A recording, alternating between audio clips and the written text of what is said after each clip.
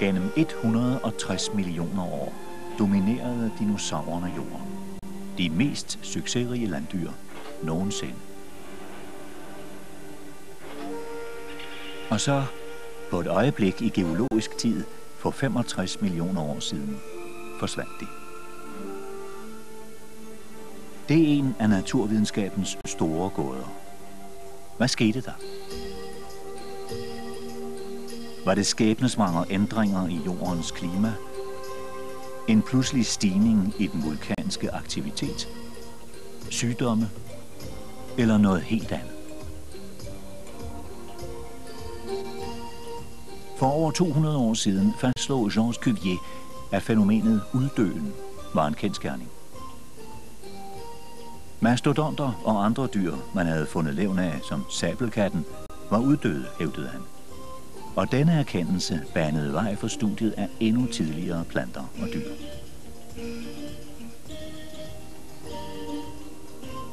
Fossile rester viser, at blandt nogle dyreslægter uddør der gennemsnitligt en art hver 5 millioner år.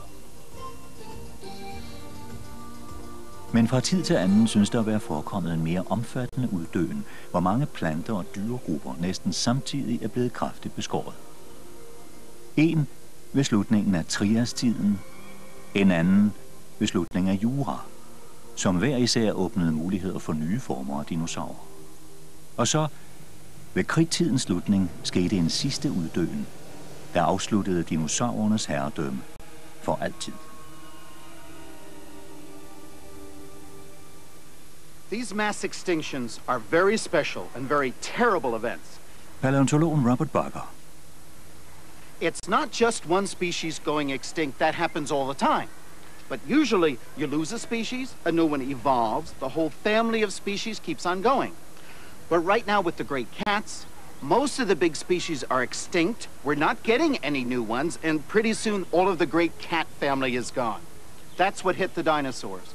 The families of dinosaur species died out, no new species were formed, and they were gone. It was a horrendous geological crime. Who is exterminating the great species again and again and again? Let's look at some of the potential criminals. Et godt bud er miljøet. En forandring i jordens klima.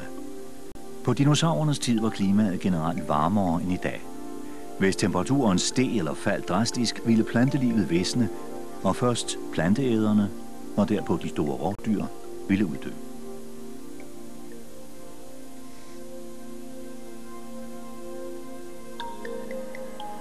Klimaforandringer kunne skyldes ændringer i solens indstråling eller forskydninger i kontinenternes beliggenhed og dermed anderledes havstrømme, vinde og nedbør. Og dinosaurerne, der så vidt vides ikke var udstyret med fjer eller pels, kunne ikke opretholde den nødvendige kropstemperatur. Ej heller kunne deres æg udruges.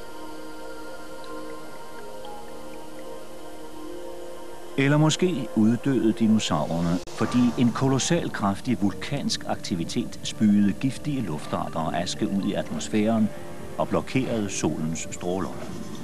Der findes meget store lavadækker, tilsyneladende dannet samtidig med, at de sidste dinosaurer forsvandt.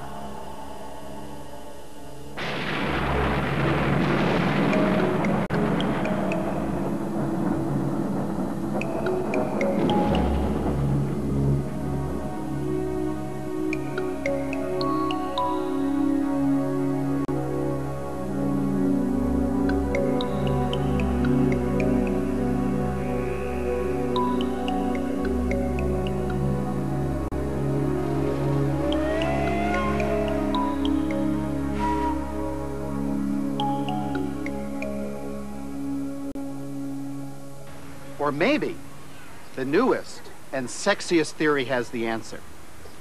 Maybe something out there from the cosmos smacked into the Earth, sending up a plume of dust, blotting out the sun's heat, and freezing the dinosaurs to death.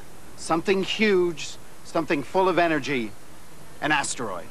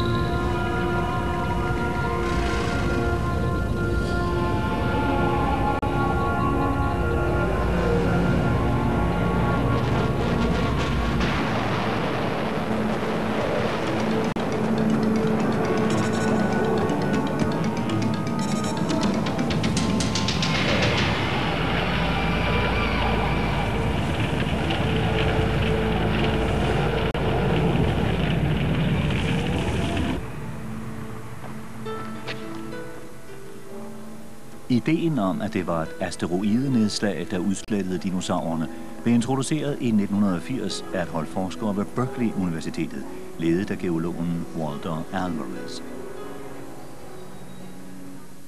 Back in the 1970s, I was working in Italy with a group of other geologists and geophysicists on a project that had nothing to do with the dinosaurs. We were measuring, we were dating the reversals of the Earth's magnetic field that were recorded in a series of rocks that had been deposited on the floor of the ocean, one after the other like this, sort of made a book of Earth history.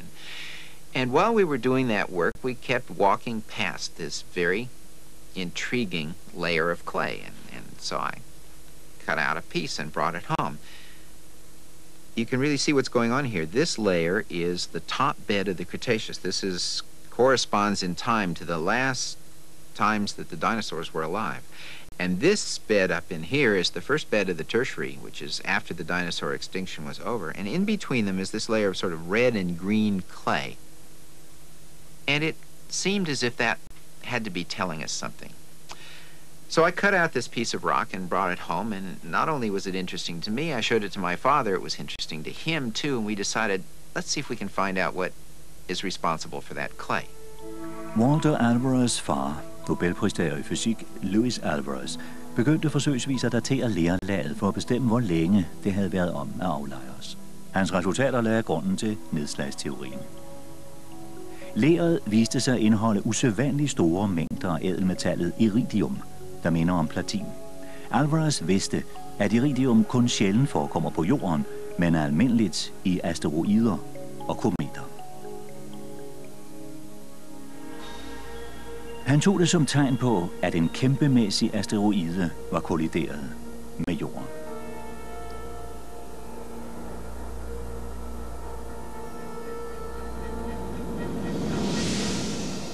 What we finally came up with was the idea that dust and droplets of impact melt that had been thrown out of the atmosphere and dispersed all over the planet would make it so dark that photosynthesis would stop and the food chains would collapse and the extinctions would be the result of starvation when the food supply ran out.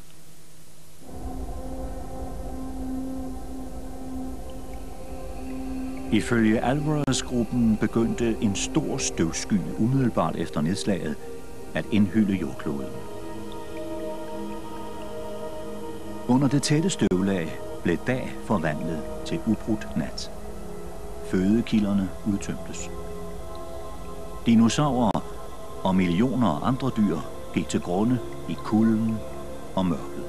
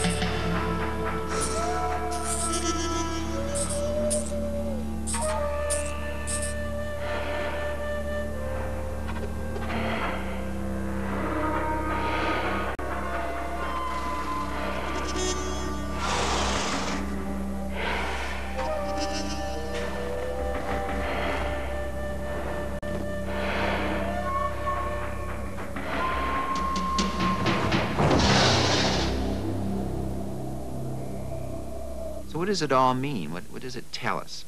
It really tells us that there was a little more to evolution than Darwin realized. Darwin had it right, but he didn't have the whole story.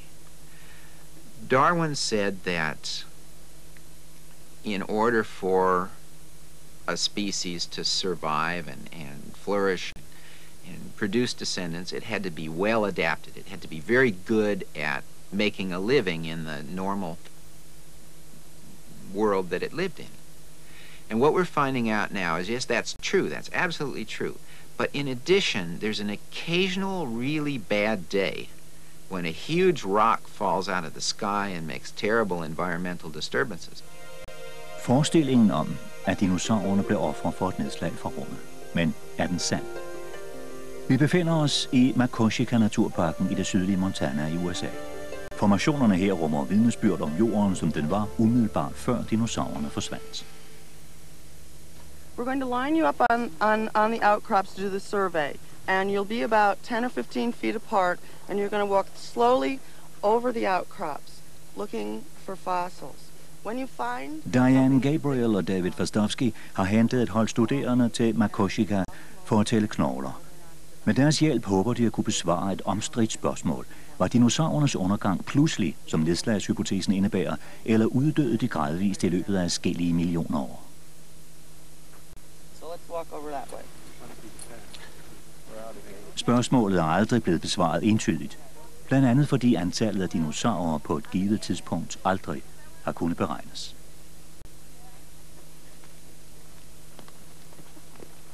Fastovsky og Gabriel besluttede at tælle hver eneste knogle i dette område.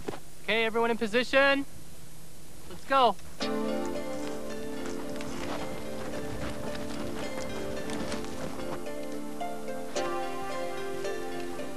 Remember to stay in line as much as possible.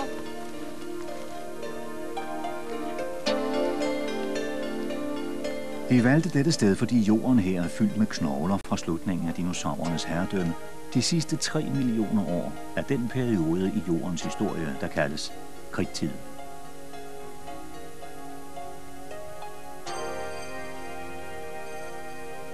Grænsen mellem kridttiden og den efterfølgende tertiærtid ses her som et blåt bånd, der løber mellem formationerne. Over grænsen er der ikke fundet rester af dinosaurer. Men under den er de overalt. Det kræver blot tålmodighed og et skarpt øje. For de halvt skjulte knogler skildrer sjældent med deres tilstedeværelse.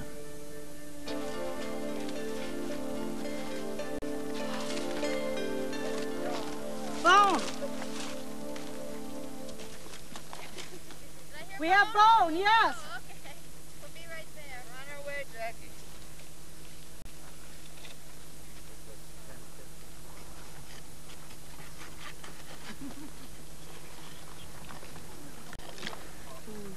Oh, it looks like a claw. Oh, wow. That's nice. Wow. Oh, really nice. Yeah, it looks like an ornithomimid to me. One of those ostrich-like dinosaurs? Oh, yeah. Yeah. What'd you find? We found an ornithomimid claw. Well, that's terrific. Real nice. Well, what do you think? Hvert fund bliver omhyggeligt registreret. Kategori, position og bjergarten stykket lå indlejret i. Yeah, medium grain cross-stratified. Gennem de sidste 3 år har Fastovsky og Gabriel og deres kolleger talt knogler i den mest udførlige fossiloptælling, der nogensinde er foretaget.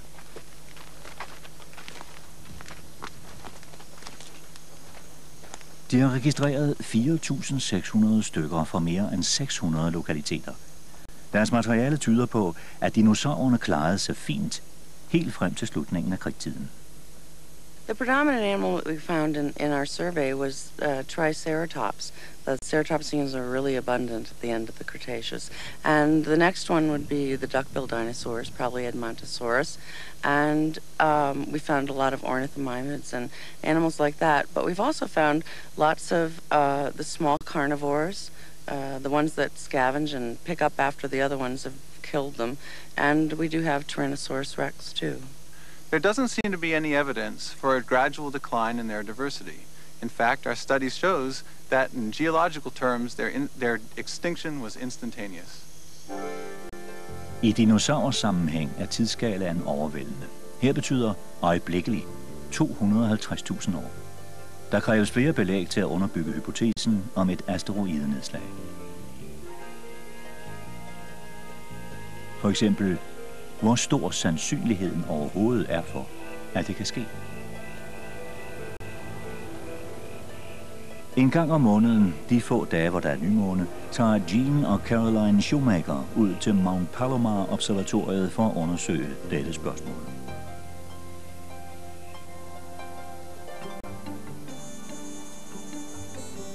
Ægteparret er førende inden for en relativt ny gren af astronomien. En, de praktisk talt selv har opfundet. Asteroidejagt. When we started our program here in 1973, there were a dozen known Earth-crossing asteroids. They'd all been found accidentally over the course of some decades.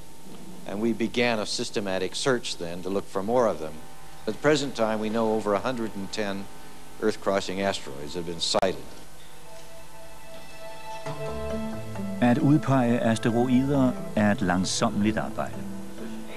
Teleskopet svinges i stilling til at affotografere et nøje udvalgt område af nathimlen.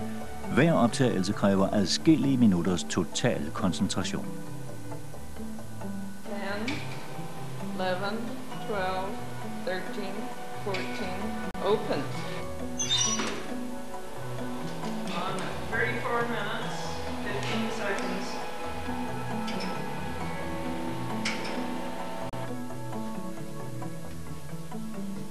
Et nyt foto bliver taget flere timer senere, og derpå sammenholdt med det første.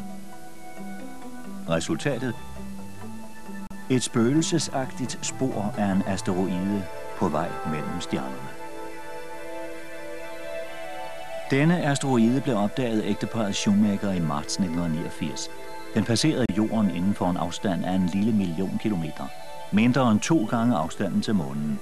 Tæt på, og slet ikke usædvanligt. Ægteparret Shoemaker anslår, at der er omkring 1500 asteroider med en diameter på over 1 kilometer, hvis baner skærer jordens. Men Gene Shoemaker tror, der skulle noget større end en asteroide til for at forvolde ødelæggelserne for 65 millioner år siden. The objects that make really big craters, 100 kilometer diameter craters or 150 kilometer diameter craters, that would produce a global catastrophe from the material that would be ejected and carried all around the Earth. Those objects are probably chiefly comets. My best estimate is that an object big enough to make a 150 kilometer crater, which would be about a 10 kilometer diameter comet, about the size of Halley's Comet, hits the Earth about once every 100 million years on the average.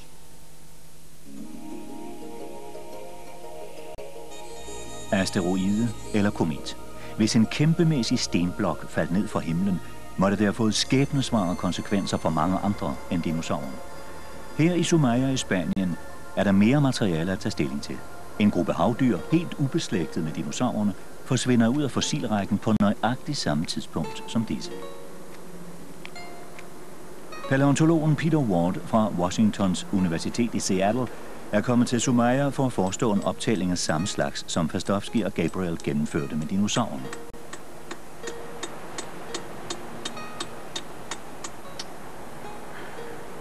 Det, der interesserer ham, er disse engang så talrige havdyr, ammonitterne.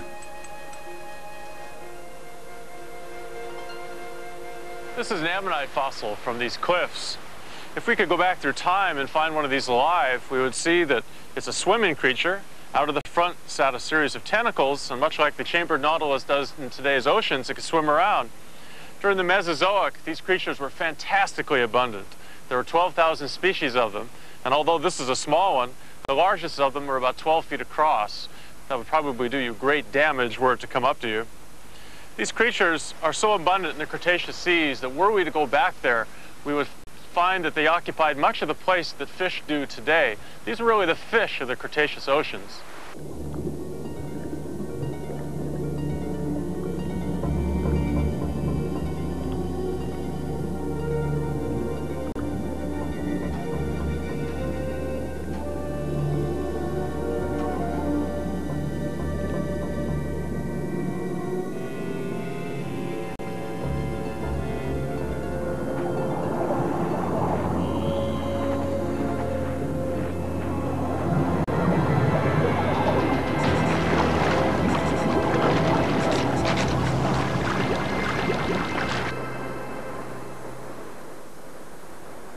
Her i Sumaya er grænsen mellem kridt- og tertiærtiden skjult i en hulning, der løber under en udhængende klippe. Indtil for nylig mente Peter Ward, at ammonitterne uddøde længe før krigstidens slutning. Hans nyeste undersøgelser viser noget andet. The gully I'm sitting next to is composed of a clay layer, which is the boundary between the Cretaceous period and the Tertiary period. The rocks I'm sitting on are Cretaceous rocks. The limestones over my head are the first Tertiary rocks. Ammonites can be found in relatively common numbers within these rocks, and the last of them are found within inches of the boundary. It seems that the ammonites at the end of the Cretaceous were thriving. They were producing new species, they were flourishing in their communities, and then suddenly, without warning, they disappeared. Da dinosaurerne forsvandt fra landjorden, overgik en tilsvarende katastrofe dyrelivet i havet. Sammen med ammonitterne forsvandt hele grupper af små og store havdyr.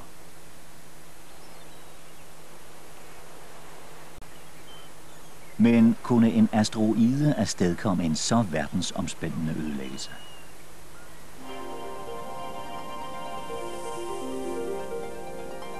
Dette er Meteor Crater i Arizona i USA. Det cirka 1,5 kilometer store krater er resultatet af et nedslag af en meteor på blot en 50 meter i diameter.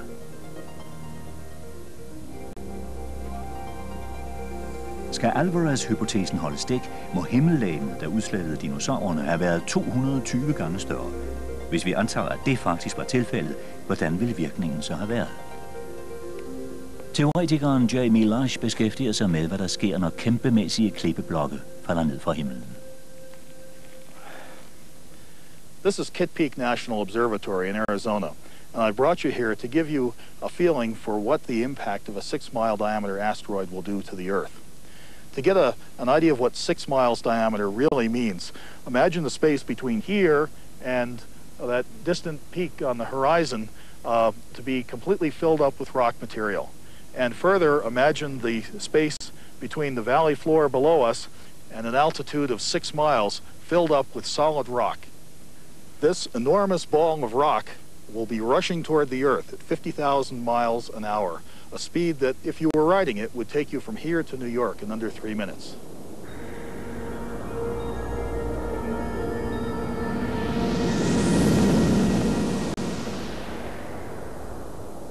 When the asteroid strikes the ground, it buries itself in the Earth in a period of only 1 second.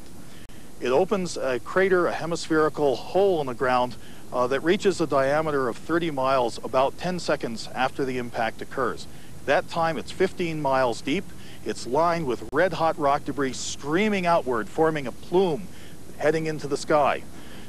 At that time, the crater floor begins to rise back up. At the same time, the diameter of the crater continues to increase. It goes on until it reaches a diameter of about 100 miles before it stops growing.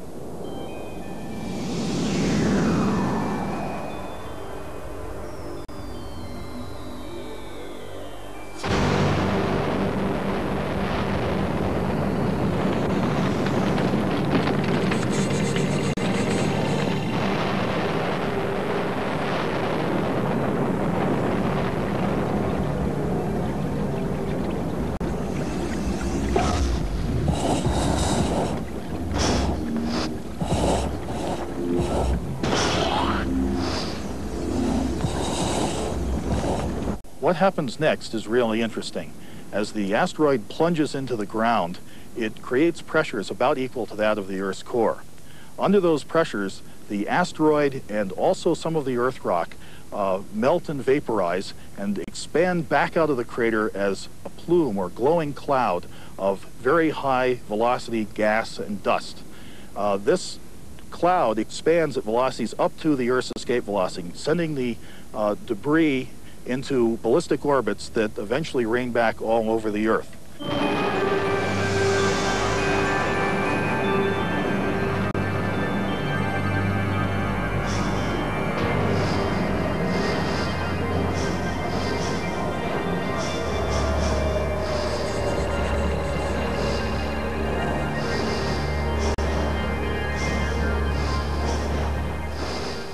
Trillions of tiny particles of this kind would fill the sky, radiating heat toward the ground. On the ground, you would feel an effect very similar to that of an oven on broil, lasting for about an hour. The even green vegetation would dry out and begin to burst into flames spontaneously as a result of this thermal radiation, causing global forest fires.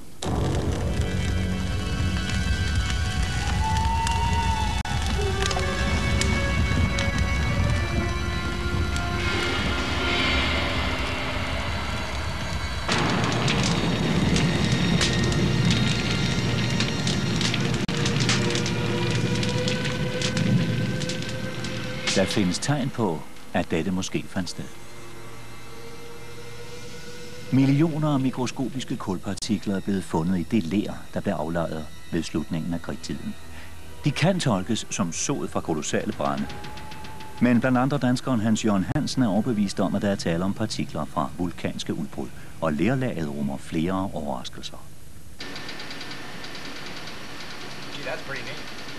Yeah. It's right in the impact layer, yeah. Ved USA's geologiske undersøgelse i Denver benytter Glenn Isaac og hans kollega Fred Litke en laserkanon til at analysere grænselaget mellem kridt- og tertiærtiden. Laserstrålen rammer prøven med millimeters nøjagtighed og omdanner den ramte partikel til gasform.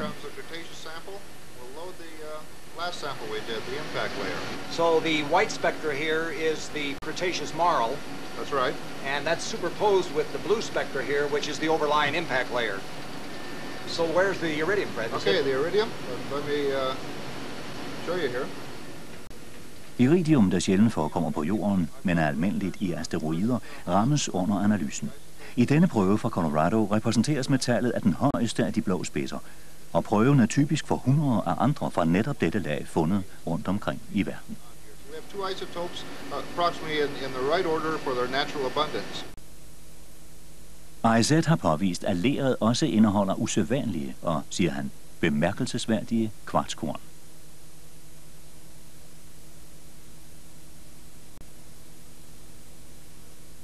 Set i polariseret lys fremtræder kvarts normalt ensartet og strukturløst.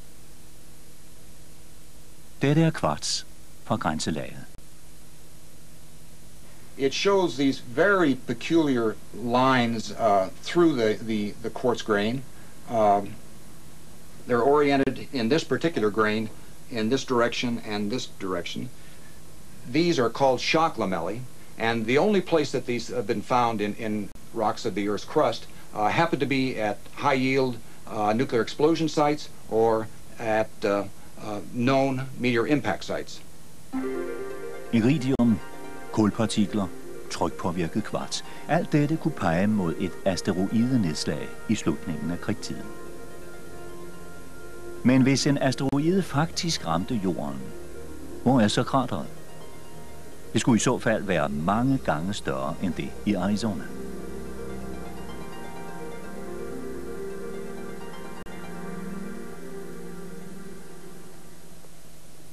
Glenn Penfield er geofysiker tilknyttet olieindustrien.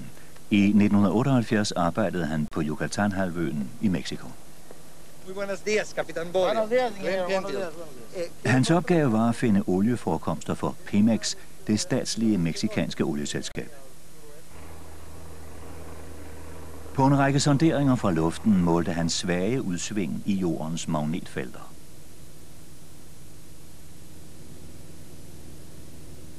Med lidt held på disse udsving afslører olielommer i undergrunden.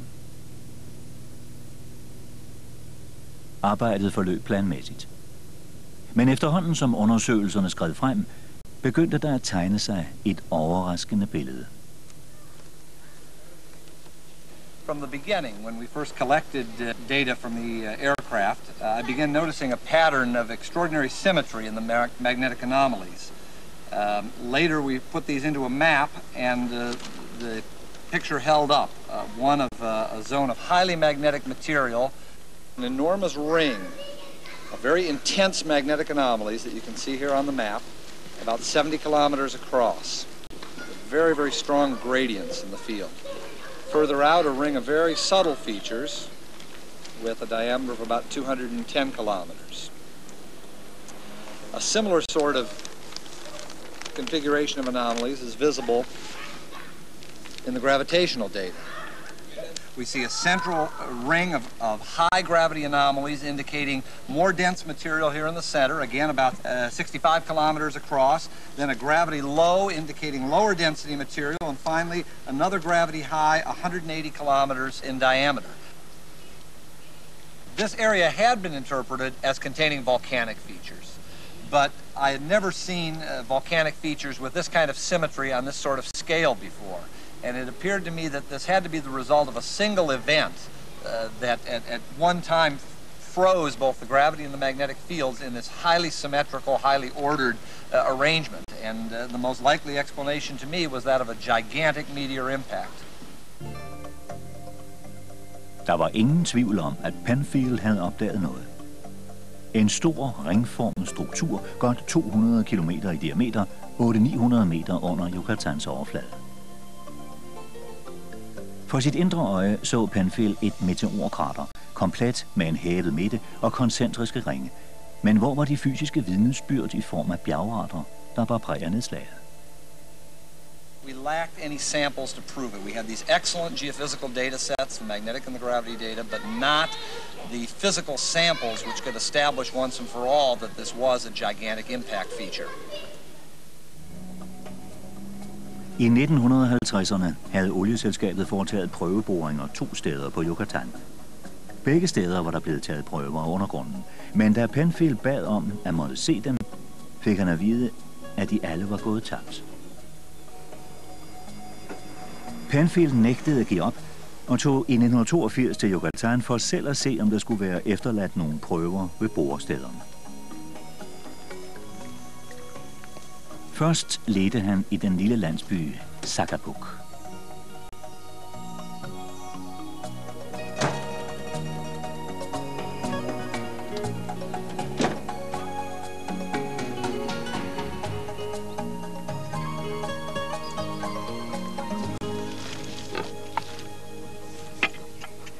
This is the Zacatepec #1 wellhead here in the middle of the village of Zacatepec. It was actually pretty easy to find.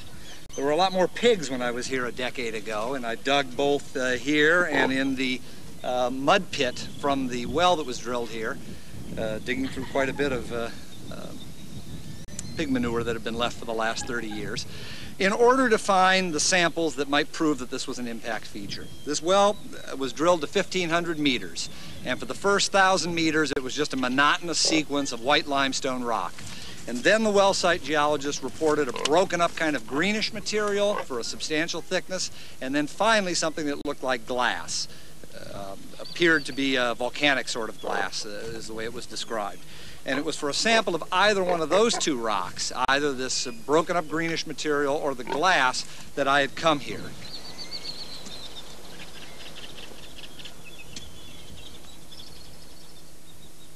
Zacatepec-borestedet gav ingen resultater, så Penfield fortsatte til nabobyen Chicxulub. Her, på en forladt landejendoms jord, fandt han det andet borehul.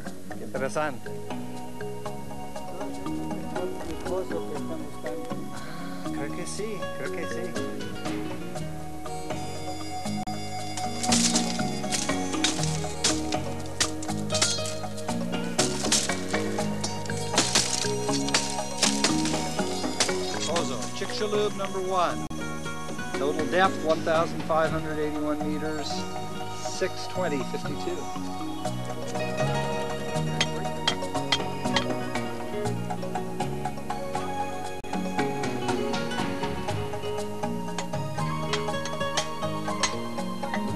The final result of all my searching at Zacatepec and Chicxulub really amounted to very little. I had a few samples of cement matrix with some shards of rock in it that may or may not have come out of the wells. They weren't really amenable to any kind of analysis that would show that Chicxulub was an impact feature. And so, for the time being, I was completely stuck. Penfields anstrengelser havde ikke båret frugt. Han sammenskrev sine tanker og erfaringer og vendte tilbage til oliesøgningen. I mellemtiden havde Walter og Luis Alvarez fremsat deres asteroideteori. Nu ledte alle efter krateret, dog ikke i Mexico.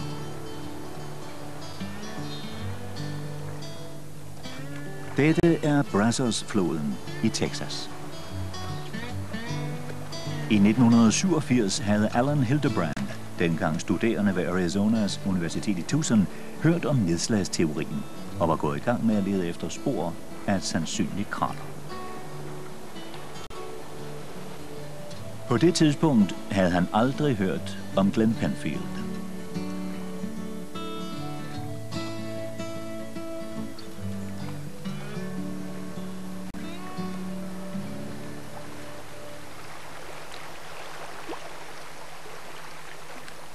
Today, the Brazos River here is about 200 miles from the Gulf Coast. 65 million years ago, the late Cretaceous sea covered this area. Here was about 500 feet deep. Along the banks of this river, we see the fossils of ammonites and other marine creatures that lived along with the dinosaurs and went extinct along with the dinosaurs at the end of the Cretaceous.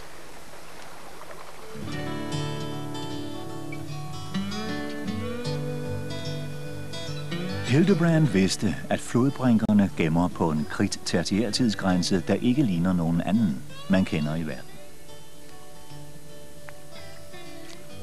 De fleste steder er kridt- og tertiærlagene adskilt af et lerlag på højst godt 1 centimeters tykkelse. Men i skrænterne her er der et næsten 1 meter tykt lag af uregelmæssige fragmenter. Her er skellet mellem dinosaurernes verden og eftertiden forbløffende tydeligt.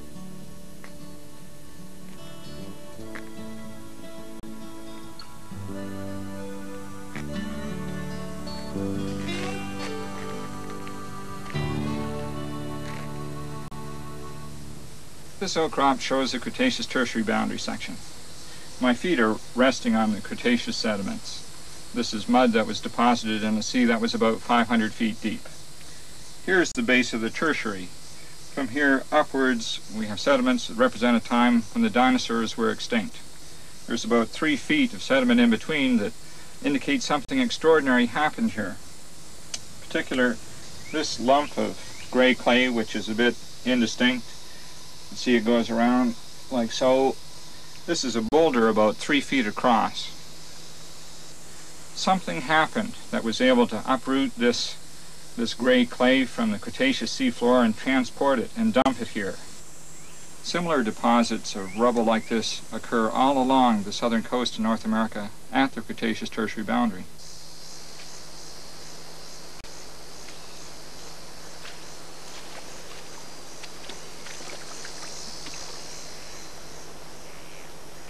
The presence of the rubble beds here and the rubble beds all along the southern coast of North America indicates that something extraordinary happened here, something like a giant wave washing across the southern margin of the continent. We can't imagine how such a giant wave could have formed except for something like an impact in the ocean. Stadig uden kendskab til Penfields undersøgelse på Yucatan-halvøen, antog Hildebrand først en ringformet struktur på havbunden ud for Colombias kyst for at være krateret. Han ledte efter arret på jordens overflade efter et meteoritnedslag. Så hørte han om en anden lokalitet. Denne gang på Haiti. For 65 millioner år siden var området her, ligesom det omkring Brazos-floden i Texas, dækket af hav. Højt oppe i bjergene, nær landsbyen Baloc på Haitis sydlige halvø, var der en særpræget formation af havaflejringer. Den blev opdaget af haitianeren Florentin Morasse, der nu er tilknyttet Floridas Internationale Universitet i Miami. This is my site. That's the Baloc Formation. The bottom 2/3 from the valley is Cretaceous, and above it, that's Tertiary. Right about 1/3 from the road, you can see a little quarry, and that's where we have the KT boundary. KT-grænsen er betegnelsen for det lag, der blev aflejret ved kridttidens slutning og tertiærtidens begyndelse. Morasse mente at have fundet aflejringer fra en fortidig vulkansk aktivitet. Der skulle gå 15 år, før Alan Hildebrand foreslog, at laget, som i Brazos-flodens brinker, kunne markere tilstedeværelsen af et nærliggende nedslagskrater.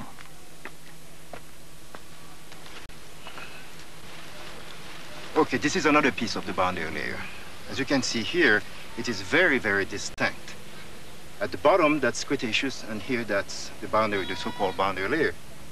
And we are going to take a sample to show you what it looks like. Det var på dette tidspunkt i september 1990, at denne serie kom til at spille en lille rolle i historien. Prøver, der blev indsamlet til brug for serien, viste sig af særlig interesse for både morasse og AZ. Here's a sample of the rock that you see here being collected by Florentine Morass, and that the dinosaur production team was kind enough to bring back from Haiti. I've mounted the rock sample in plastic and then ground it flat so we can see what's going on with this rock. What really drew my attention is this zone here in the base of the sample, about 2 centimeters thick, of greenish black pellets. Set under mikroskop havde smålamerne en karakteristisk form. De lignede tektitter. Dråber af smeltet materiale sprøjtet ud af jorden ved et kraftigt nedslag og derpå størknet. En dråbe mælk, der falder ned i en skål, skaber de samme former, i det den rammer ned i væsken. Tektitter i grænselaget ville underbygge, at et asteroidenedslag fandt sted ved kridttidens slutning.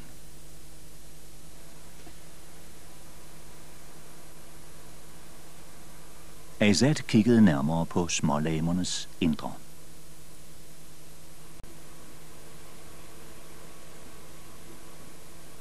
It turns out to be a black glass, real tektite glass. It demonstrates that there really was an impact at the Cretaceous-Tertiary boundary. Tektites have only been found associated with large asteroid or comet impacts. Samtidig var Alan Hildebrand stadig i færd med at gennemstøve den videnskabelige litteratur på jagt efter omtale af de ringformede strukturer, der kunne vise, at et nedslag havde fundet sted.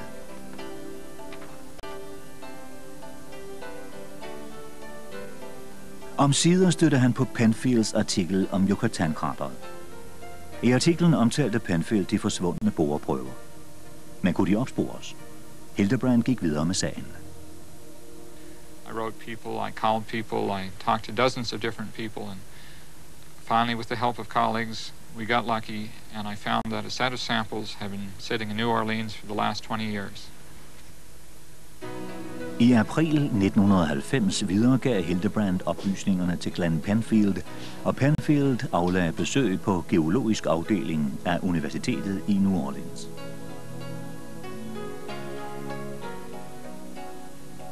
Efter 12 år var hans søgen næsten slut.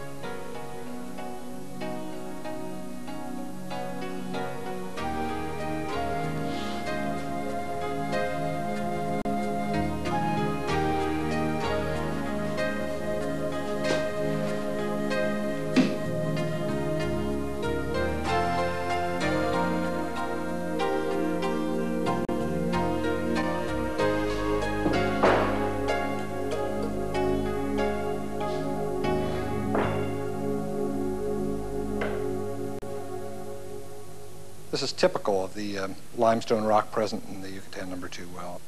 Hullet, der var blevet boret i Chicxulub. Der blev optaget utallige kerneprøver, mens boret gnavede sig ned gennem 3 kilometer jordskorpe. De så alle sammen relativt ens ud, undtagen en. This one here, from 301 to 303 meters, is unlike any of the others. Green, full of fragmented shards of broken up rocks that existed previously. It has a texture totally unlike any of the other samples of the limestone throughout the well. And it signifies a rock put together of fragments of pre-existing rock, disordered and jumbled together and broken up. Penfield sendte en prøve til Alan Hildebrand for at få undersøgt, om den indeholdt spor af et komet- eller asteroidenedslag, iridium eller trykpåvirket kvarts. When Glenn Penfield sent me the first samples we'd found in New Orleans, we did a couple of separations of them, and we found some shock quartz in both of the samples. And of course, with the duplication and the care we take in making these preparations, we were quite sure that we'd established that shock quartz occurred in this deposit outside but near the crater. And so likely the big hole nearby was a crater. For millioner af år siden skete der noget her. En gigantisk eksplosion, der sendte chokbølger hundreder af kilometer i alle retninger og førte materiale med sig så langt som til kysten af Texas. We're sitting here at ground zero in the Chicxulub crater. It stretches for 90 kilometers in every direction around us and represents one of the most cataclysmatic events in the Earth's history. We named it Chicxulub, both for the village nearby here and for the first well that was drilled into the structure, but also appropriately because Chicxulub in the ancient Mayan dialect means the tail of the devil. Yucatan-krateret har den rette placering og den rette størrelse. Men er det rette svar? Måske var dinosaurerne allerede ved at uddø. Forskerne ved, at der levede 61 slægter af dinosaurer 6 millioner år før kridttidens slutning. Men 2 millioner år før kridttidens slutning var tallet reduceret til 18.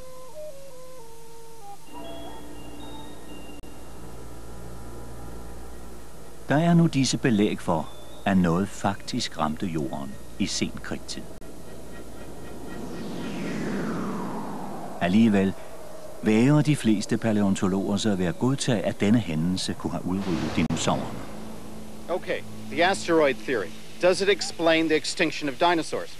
There are problems. There is the frog problem. You see, there are thousands of species of tropical frog today, and frogs are immortal as family of species. They never suffer mass extinction. When the mammoths went extinct, the frogs survived. When the dinosaurs went extinct, the frogs survived. And frogs are very delicate animals, very delicate to climate change. If you smacked the Earth today with an asteroid, blotted out the sun, you would freeze frogs long before you'd freeze a big animal. What kills off big animals like dinosaurs or elephants? What does an elephant do that a frog doesn't? Elephants spread. Robert Barker påpeger, at store landdyr, såsom elefanter, tilbagelægger kolossale afstande i løbet af deres liv. I den forstand ligner dinosaurerne nutidens aktivt vandrende dyr, der er i stand til at færdes over vidtstrakte områder.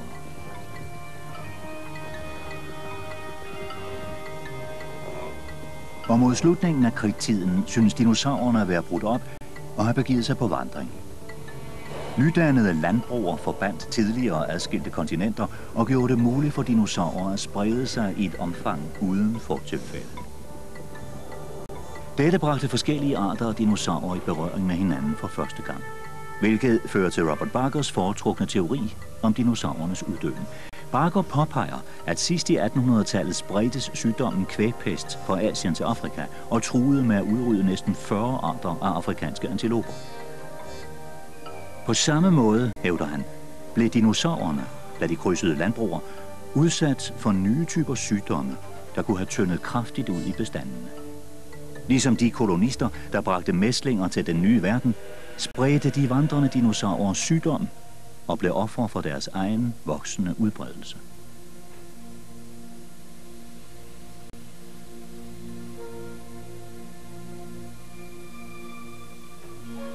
Hvad forårsagede dinosaurernes undergang? Ingen ved det med sikkerhed.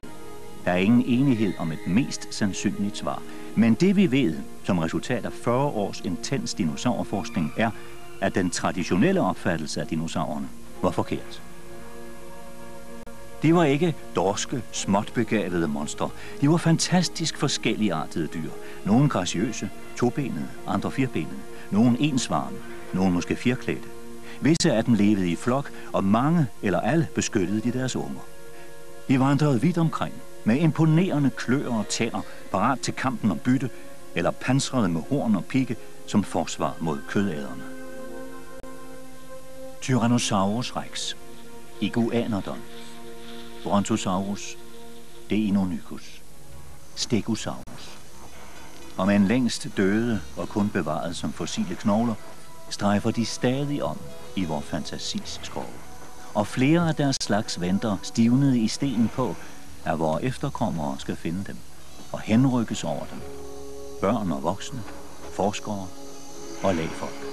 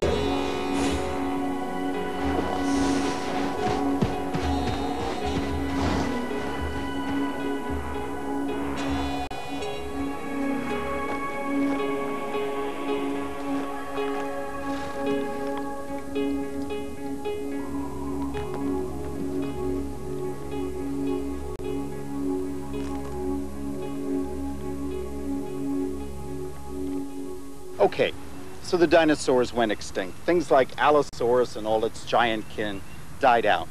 Is that a tragedy for everybody? Well, no. If you were small, you survived. And if you were small and furry and had a twitchy nose and beady eyes like this chap, you could evolve into a wonderful range of big mammal families. You could evolve into moose, you could evolve into aardvarks, into warthogs, into apes, into humans. So from an ancestor like this came people. Humankind owes its success story to the extinction of giant dinosaurs.